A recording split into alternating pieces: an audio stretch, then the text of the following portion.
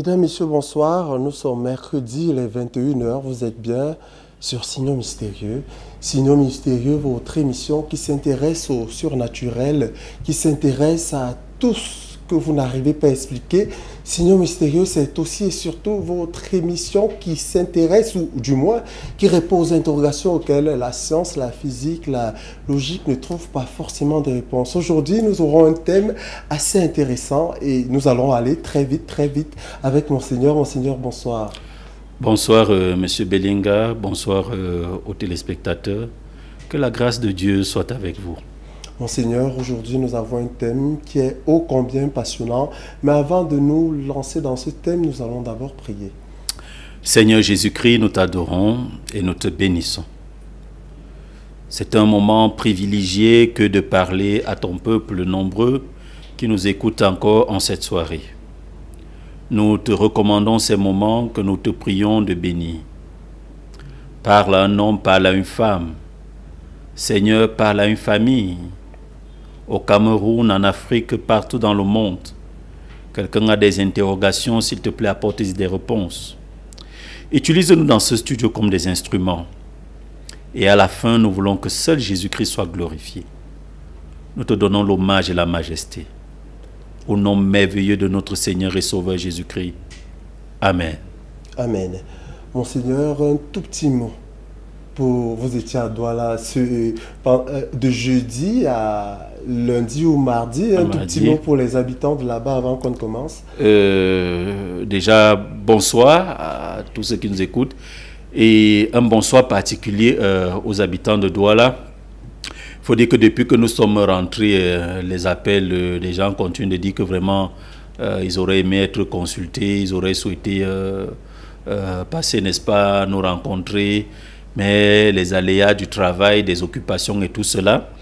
Nous sommes rentrés justement mardi, hier, et il faut dire qu'il y avait beaucoup de travail, M. Bellinga. Les gens ont des problèmes. Et Dieu merci, parce que vous avez en face de vous aussi des hommes qui ont la passion, j'allais dire la passion de leur travail et la compassion de ceux-là qui ont des problèmes. Disposés, n'est-ce pas, à intervenir et, n'est-ce pas, à agir dans la situation de tout un chacun. Nous sommes là, nous sommes présents. Déjà, c'était une très bonne expérience, c'est un très bon moment. Dans le cabinet spirituel qui est situé au quartier Bonamou Sadi, Carrefour Mama Louise. Les gens se sont retrouvés facilement et je ne peux pas dire que nous avons reçu tout le monde. Il y en avait encore, même quand on partait, qui voulaient être reçus, mais hélas, le temps imparti était déjà terminé. Mais seulement nous sommes venus parce que nous préparons, j'allais dire, le pèlerinage sur la montagne qui aura lieu le 24 de ce mois. Nous irons sur la montagne pour prier, pour travailler avec certaines personnes. Et les enregistrements sont déjà ouverts pour ceux qui voudraient qu'on travaille pour eux sur la montagne. Parce que lorsque nous allons sur la montagne, c'est que nous allons repositionner des destinées. Nous allons restaurer, j'empiète sur vous, des étoiles. Et nous allons, n'est-ce pas, rétablir ce que le diable a, n'est-ce pas, détruit dans la vie de plusieurs. Donc le 24 de ce mois, c'est-à-dire que ce mois de mai 2024, nous serons sur la montagne. Mais, M. Bellinga, la bonne nouvelle, c'est que le 17 et le 18, nous serons à Douala. Je serai personnellement encore à Douala le 17 et le 18 pour répondre aux cas d'urgence. Donc, ceux qui voudraient être consultés pendant ces périodes, vous allez appeler un des numéros parmi ceux qui s'affichent à l'écran ou alors via WhatsApp, vous allez simplement écrire « Je voudrais être reçu par Monseigneur le 17 ou le 18 ». Ce sera 2 jours simplement, le 17 et le 18 de ce mois de mai 2024. Nous serons de retour avec toute mon équipe encore dans la ville de Douala seulement pour 2 jours. Donc ce ne sera pas pour longtemps parce que nous devons continuer de préparer la montagne qui n'est pas un petit exercice. Donc vous vous enregistrez, vous appelez après l'émission, vous envoyez des messages via WhatsApp dans lesquels vous marquez votre intérêt pour être reçu dans la ville de Douala par Monseigneur. Et je continue de dire, M. Bellinga, à tous ceux qui nous écoutent que Lorsque vous venez au cabinet, que ce soit à Douala ou que ce soit à Yaoundé, rassurez-vous de voir ce visage. Rassurez-vous de voir ce visage. Je n'ai mandaté personne pour parler à mon nom. Je n'ai mandaté personne pour aller, n'est-ce pas, recevoir des gens dans un lieu que je ne connais pas. Je n'ai mandaté personne, n'est-ce pas, pour intercepter, vous appeler et vous donner des instructions dont je ne suis pas au courant. Je reçois tous ceux qui viennent me rencontrer, je donne des instructions dans mon bureau et puis je donne des instructions pour le travail à mon équipe et ils savent exactement le travail qu'il y a à faire lorsque j'ai déjà reçu une personne. Donc, rassurez-vous quand vous venez que c'est ce visage que vous voyez. C'est moi-même personnellement qui vous consulte et personne d'autre. Et le Seigneur Jésus-Christ se glorifie à la fin. Soyez bénis, Douala, soyez bénis. Je ne veux pas rendre les autres villes jalouses. Bafoussam et Bolova, parmi des gens qui appellent, qui demandent que mon Seigneur passe ici. Il y a la ville de Bafoussam, il y a la ville de Bolova, il y a la ville de Bétoua. Dieu va donner le temps pour que nous puissions organiser tout cela. Un peu de patience et je crois que Dieu nous fera grâce. Voilà donc qui est dit. Les ennemis de notre étoile, c'est le thème d'aujourd'hui. Dans la Bible, nous trouvons de nombreuses références à la lutte contre les forces du mal et les ennemis spirituels qui cherchent à nous éloigner de la lumière divine. Dans Éphésiens 6.12, il est écrit, je parle sous la couverture de Monseigneur, dans Éphésiens 6.12, il est écrit « Car nous n'avons pas à lutter contre la chair et le sang, mais contre les dominations, contre les autorités, contre les princes de ce monde des ténèbres, contre les esprits méchants dans les lieux célestes. » Et les étoiles, naturellement, sont présentes dans les lieux célestes. J'en fais des petites images comme ça pour planter le décor. Pour atteindre les étoiles, on a besoin d'astronautes, on a besoin de machines qui permettent d'arriver au ciel. Mais Monseigneur, on parle d'ennemis de nos étoiles aujourd'hui. On va commencer dans le jargon spirituel. C'est quoi une étoile? Voilà. Merci M. Belinga pour la question. Écoutez, une étoile, c'est, pour dire un peu comme les autres, l'étoile en réalité c'est un astre. Parmi, n'est-ce pas, les astres que nous connaissons, le soleil, la lune et j'en passe. L'étoile, n'est-ce pas, et c'est un astre qui a, n'est-ce pas, ceci aussi de particulier, c'est que c'est un astre qui émet de la lumière. Et cet astre-là, qui, lorsque nous regardons, nous, vus de la Terre, nous avons souvent l'habitude de dire que c'est un petit astre, mais rien ne prouve qu'il soit aussi petit que ce soit. Quand nous parlons de cela ainsi, nous disons que voilà ce que c'est qu'une étoile. Mais maintenant, lorsque nous parlons de notre étoile, il faut dire que lorsqu'on parle de l'étoile en ce qui caractérise nous les hommes en général, c'est ce que l'on appelle notre destinée. Vous voyez un peu? Parce qu'en réalité, l'étoile, c'est nous. En anglais, on a une façon, n'est-ce pas, de nommer des personnes qui ont un talent particulier. On dit que ce sont des stars. On a aujourd'hui les stars de la musique, les stars du cinéma, les stars c'est pas moi, de l'art, de la culture. Nous avons des stars, même dans le journalisme, il y a des stars. C'est-à-dire que ce sont des étoiles. Parce que star, en anglais, c'est le mot en français qui dit seulement étoile. Et il y a un boulevard, je crois, à Hollywood, qui est le boulevard des stars, où par une étoile, on marque le nom des personnes pour dire que cette personne a tellement brillé, a tellement eu du succès que son nom ne peut pas être effacé, son nom restera comme une empreinte dans la ville. Et voilà comment est-ce que on rend perpétuel, n'est-ce pas, cette tradition pour, n'est-ce pas, conserver des personnes qui ont influencé et impacté, n'est-ce pas, leur génération. Maintenant, nous sommes des étoiles. Et ceci se vérifie par le fait que l'homme d'abord est une tripartie. L'homme étant une tripartie, il est composé de l'esprit, l'âme et le corps. Comme je dis souvent, l'homme a deux parties spirituelles et une partie matérielle, la partie que nous appelons le corps. Mais simplement, tout ce qui se passe dans notre spirituel a, n'est-ce pas, comme moyen d'expression externe, le corps. Donc le corps peut avoir des bons, des mauvais, selon qu'à l'intérieur, il y a des choses qui se passent ou qui ne se passent pas. Voilà encore une autre chose. Ceci étant, lorsque nous naissons, nous ne naissons pas seulement sur la terre. En réalité, dans le monde spirituel, nous naissons, mais par une étoile. Ça veut dire que notre naissance, j'allais dire, notre arrivée sur la terre de manière physique est annoncée dans le monde spirituel par l'étoile. Parce que tous, nous sommes des étoiles. Dieu nous a créés et tous nous sommes des étoiles. Nous avons, vous avez cité la Bible tout à l'heure, nous avons déjà la naissance du Christ. Quand Jésus naissait, les rois mages sont venus, n'est-ce pas, pour l'adorer. Mais comment est-ce qu'ils ont su que quelqu'un de cette dimension était né? C'est parce qu'ils ont vu son étoile. Et ils le disent d'abord, Hérode dit, nous avons vu son étoile. Et son étoile était particulière. C'était ce que l'on appelle une étoile royale. On dit que cette étoile, c'est le genre d'étoile d'un roi. Et on avait là des hommes qui savaient lire des étoiles, des hommes qui savaient déterminer quel genre d'étoile était là.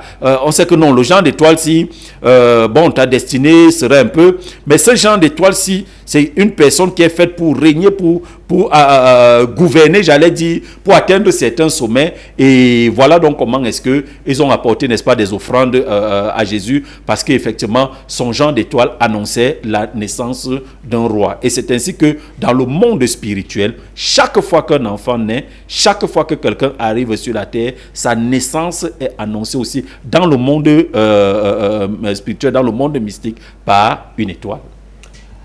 Vous avez dit tout à l'heure que la particularité des étoiles, c'est qu'elles brillent. Oui. Est-ce que toutes les étoiles brillent de la même manière? Là encore, vous avez répondu, mais je voudrais vraiment savoir, est-ce que c'est prédéterminé à la base qu'une personne sera plus haute qu'une autre? Voilà. Maintenant, il faut dire que Dieu dit à Jérémie, je connais les projets que j'ai formés sur toi. Ce sont des projets de bonheur et non de paix. Vous voyez, les étoiles ne brillent pas de la même manière. Mais ça, c'est ce que l'apôtre Paul dit. Une étoile diffère en éclat d'une autre étoile. Mais la chose, c'est que, quelle que soit l'étoile, elle doit avoir une clarté. Et c'est à ça que nous sommes en train, c'est ça même le but de l'émission de ce soir, que je suis sûr nous ferons en deux parties, parce que je ne pense pas que nous pourrons terminer cette émission aujourd'hui. Parce que si vous êtes une étoile, vous devez briller. Mais maintenant, tout est déterminé pour que nous ne puissions pas tous briller de la même manière. Mais je dis que l'un brille plus et que l'autre brille moins. On a une chose en commun, c'est que nous devons tous briller. Et c'est là où il y a le problème. C'est que d'autres arrivent à un niveau où ils ne brillent même plus. D'où nous parlons aujourd'hui des ennemis de l'étoile.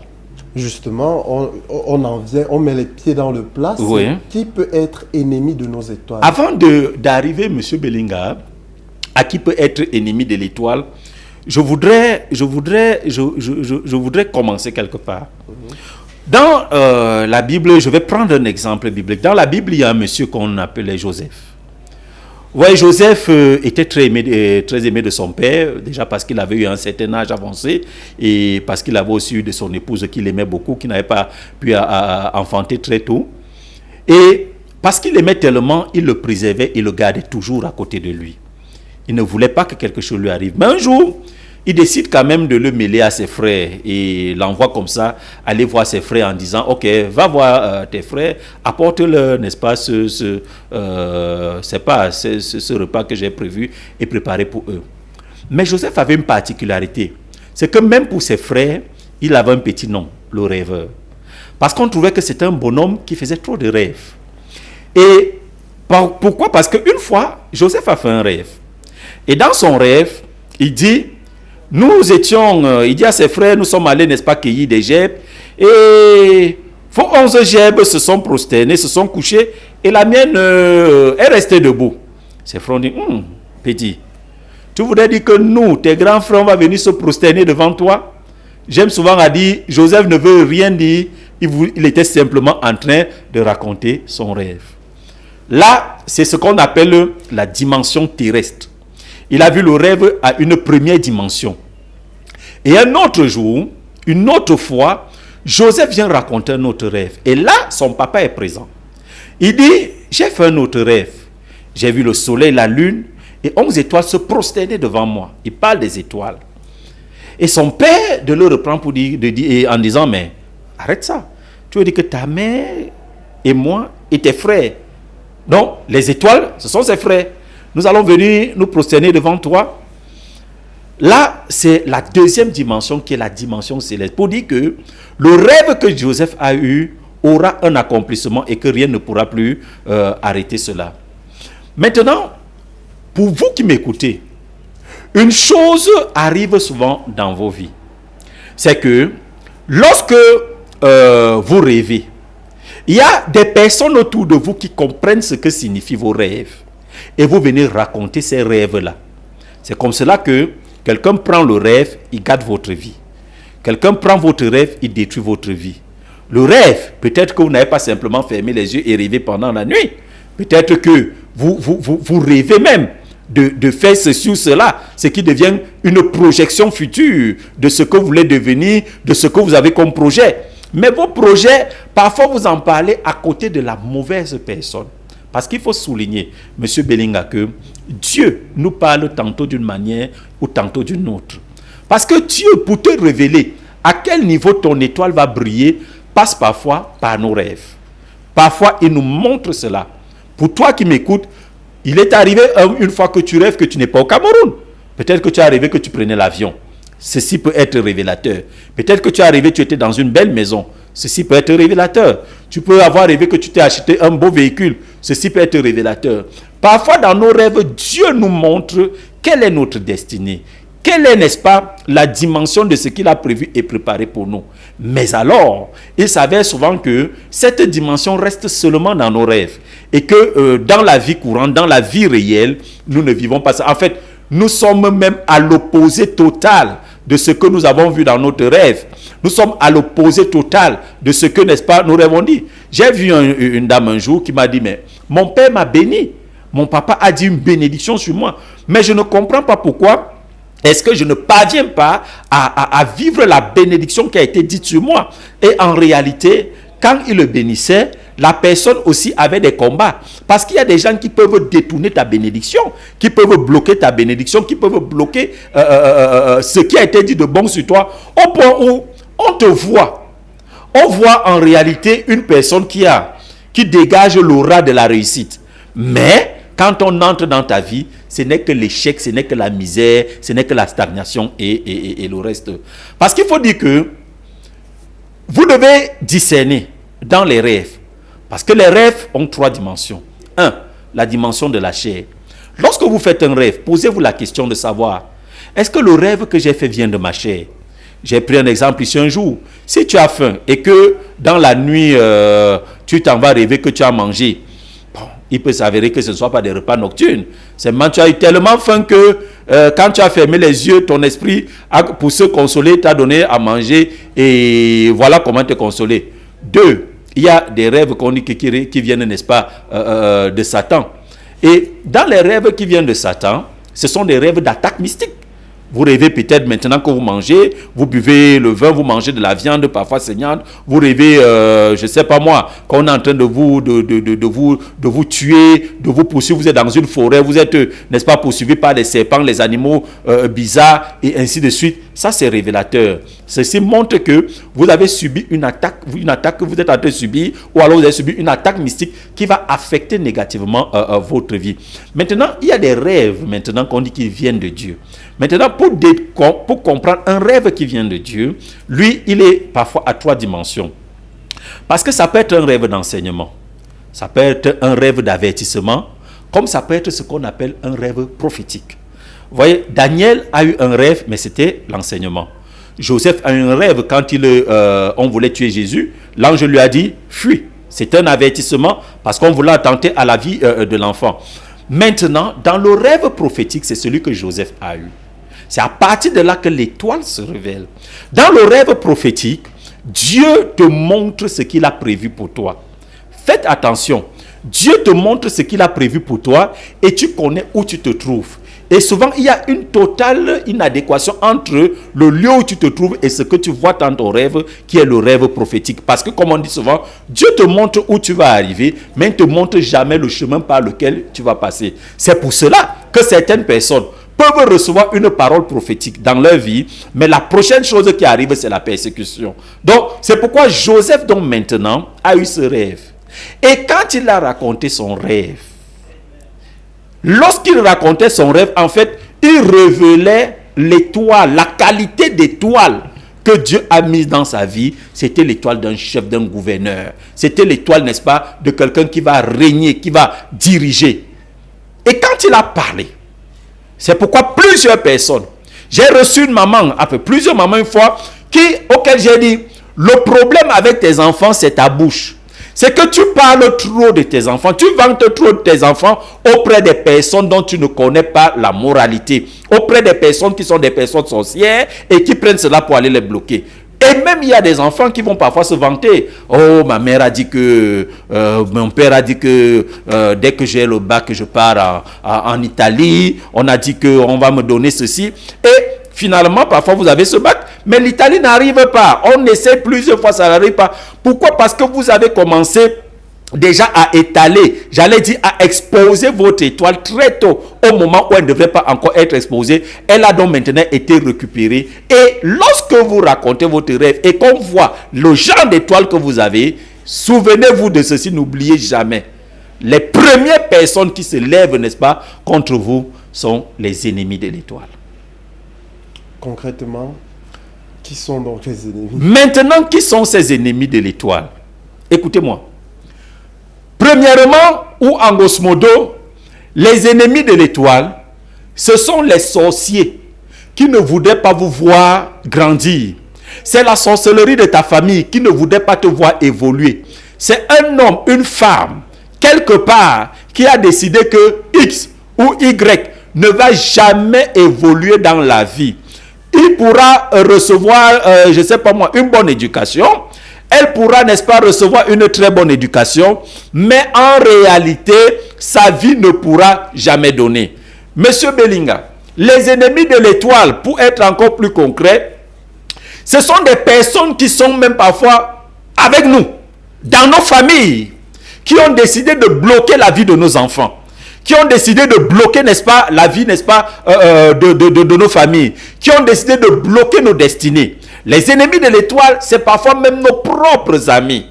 Il y a une histoire dans la Bible, dans le livre, n'est-ce pas, des rois, de deux dames. Les dames avaient chacune un enfant, c'était des garçons.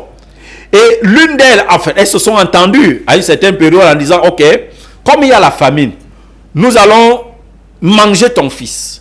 Va tuer, on va le manger, et demain, nous allons manger mon fils. La Bible nous dit que elles ont mangé le fils de la première femme. C'est-à-dire qu'elles ont mangé, bien mangé. Il est arrivé le temps où il fallait manger l'autre fils, et la Bible déclare que la femme a caché son fils, elle a refusé de le livrer. Pour dire que, parfois, on livre des enfants dans la sorcellerie. Vous entrez parfois dans des milieux, on livre vos enfants. On livre votre famille. Et celui avec lequel ou avec laquelle vous êtes entré, lorsque arrive son temps, elle cache ces personnes. Parce que même dans la sorcellerie, il y a des personnes bêtes. Et il y a aussi des personnes sages qui, n'est-ce pas, savent exploiter la naïveté ou la bêtise des autres pour pouvoir faire ce qu'elles ont à faire. L'ennemi de l'étoile, c'est cette personne qui a décidé que tu ne vas pas évoluer. Qui a décidé que malgré toute l'intelligence que tu as, tu ne seras jamais quelqu'un dans la vie. L'ennemi de l'étoile, c'est cette personne qui parfois te regarde dans les yeux et tu ne sais pas que c'est ton ennemi qui cherche même à t'empoisonner, qui cherche, n'est-ce pas, à gâter la vie de tes enfants, qui vient gâter ta maison, qui gâte tes diplômes, qui gâte, n'est-ce pas, totalement ta destinée. L'ennemi de l'étoile, c'est une personne, connue ou inconnue, qui dit que cet homme-ci ne va jamais voyager. Cette femme-ci ne va jamais voyager. Même si elle fait comment, elle n'ira jamais hors de ce pays. Le seul voyage qu'elle fera, ce sera peut-être pour aller à Bétoua ou à Bamenda. Mais dire qu'elle va prendre l'avion pour aller hors de ce pays, ça ne va jamais arriver. Il y a des ennemis de l'étoile comme ça. L'ennemi de l'étoile, nous avons rencontré un monsieur qui a été détruit dans la sorcellerie par des gens au point où on a détruit son appareil reproducteur. Il faut un miracle de Dieu pour qu'il puisse, n'est-ce pas, donner désormais, il puisse se reproduire. C'est ça l'ennemi de l'étoile. L'ennemi de l'étoile, c'est parfois cette femme, cet homme qu'on envoie auprès de ta vie. Alors que ta vie suit son cours normal et parfait, tu vas t'allier avec une Jézabel qui a été envoyée par la sorcellerie, par le monde mystique. Et une fois que tu t'es allié à elle, tes affaires chutent. tes choses ne marchent plus, tes mains deviennent percées, ton argent commence à disparaître, et ainsi de suite, et ainsi de suite. L'ennemi de l'étoile, c'est cette personne avec laquelle tu marches, mais qui te fait, comment vous appelez cela, qui vilipende ton nom, qui malparle de toi partout, à tort ou à raison. C'est cette personne qui marche partout, qui n'a qu'une seule mission, c'est faire le Congo, ça, le papato sur ton nom, un peu de partout, et qui se donne la peine pour rien, seulement pour détruire ton nom, afin qu'aucune grâce n'arrive dans ta vie. L'ennemi de l'étoile, c'est cette famille où tu es né, où on a dit que les femmes n'iront jamais en mariage, on a dit que les hommes n'iront jamais en mariage, on vous retient sur place pour que vous n'évoluez pas. L'ennemi de l'étoile, c'est cette famille dans laquelle on a fait quelque chose, où on a dit que personne ne va jamais travailler ici, personne, n'est-ce pas, ne va avoir de l'argent ici. L'ennemi de l'étoile, c'est cette personne, c'est cette famille dans laquelle on a déclaré aussi que contre laquelle on a déclaré que dans cette famille-ci, les femmes ne vont jamais accoucher. Les femmes, n'est-ce pas, ne porteront jamais de grossesse. C'est là où on a dit que rien de bon n'arrivera. Il y a quelqu'un quelque part, il y a une famille quelque part qui s'est arrêtée contre votre vie pour détruire votre vie, la vie de vos enfants, votre destinée. Voilà l'ennemi de votre étoile.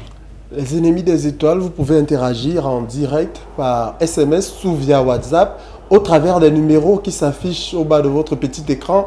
Qu'est-ce que vous pensez des ennemis des étoiles? C'est dans cet élément de Wilfried Touda.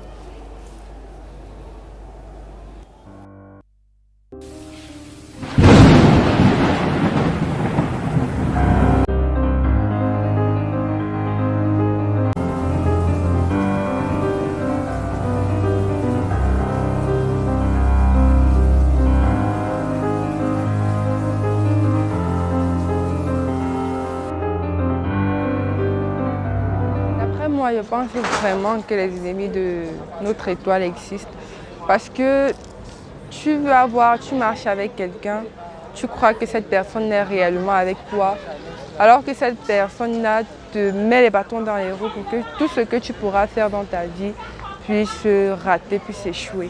S'il faille même que cette personne-là aille voir des marabouts, bien évidemment que cette personne le fera, mais en face, la personne te montrera qu'elle est avec toi alors que ce n'est pas le cas.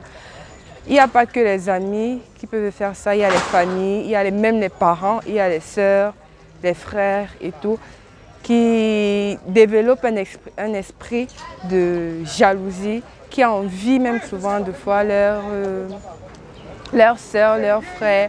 Et quand son frère évolue ou bien son frère perce dans quelque chose et que lui voit qu'il n'est rien, il cherche à déstabiliser son frère, il cherche à le persécuter, il cherche à tout faire pour que sa vie ne marche pas. Donc c'est là mon point de vue. Les ennemis de notre étoile, je pense très sincèrement que personne n'est à l'abri des ennemis de notre étoile parce que ce sont ces personnes-là qui ressentent le plus souvent, un pincement lorsque l'on a réussi. Donc quand on a eu le succès par exemple, tout le monde est fier. Ceux qui ressentent un petit pincement dans le cœur, là, ce sont généralement ces personnes-là. Et c'est souvent amené par l'envie d'abord ou la jalousie. Donc, et pour avoir des ennemis, ce n'est pas compliqué, il suffit juste que quelqu'un ne soit pas content, comme je l'ai dit, de notre succès ou d'une situation de bonheur qui pourrait nous arriver. Ça peut être des amis, ça peut être des camarades, ça peut être la famille même. Généralement, le plus souvent, c'est même la famille. Donc, du coup, je pense que c'est à nous de faire attention aux personnes que l'on fait entrer dans nos 4,50 m, comme on dit souvent.